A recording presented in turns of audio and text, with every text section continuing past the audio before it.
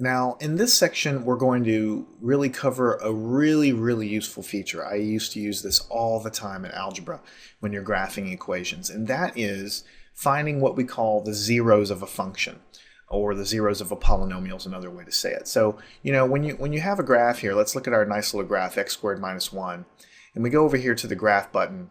Let's go ahead and zoom in here and go to Z standard. So we'll go to, actually let's do something even better than that. Let's go to Z fit. So that's 0 here.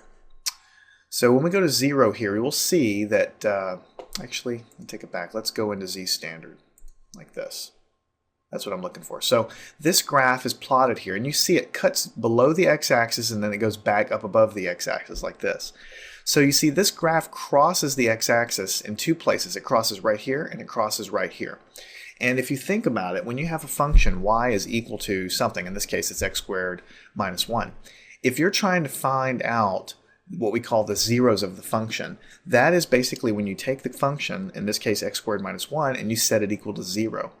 And you're taught in algebra how to calculate those values. A lot of times you'll factor and you'll solve for the values of x that make the thing equal to 0. Also, you can use the quadratic formula if it's a quadratic function. And there's lots of other ways to solve for them. But what they basically are doing is telling you the locations where the graph y becomes 0. And those, if you think about it, when you look at it, those are the same locations that these things cross the axis here. Because if y is equal to 0, if I'm saying x squared minus 1 in this case is equal to 0, then that means that y is equal to 0. And of course y is equal to 0 is any points on this graph where here's the y values where you're looking at y is equal to 0. So I'm looking along here and I'm saying that y is equal to 0 right here, and I'm saying that y is equal to 0 right here. So you can calculate the zeros, is what we call them, of the function by hand, but you can also use the calculator, and that's really neat.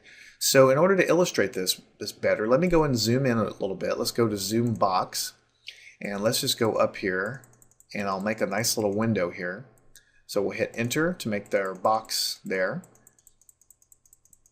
And we'll go over here, make sure we include everything. Basically, I want to zoom in on the points where this graph crosses the axis. I'm going to enter.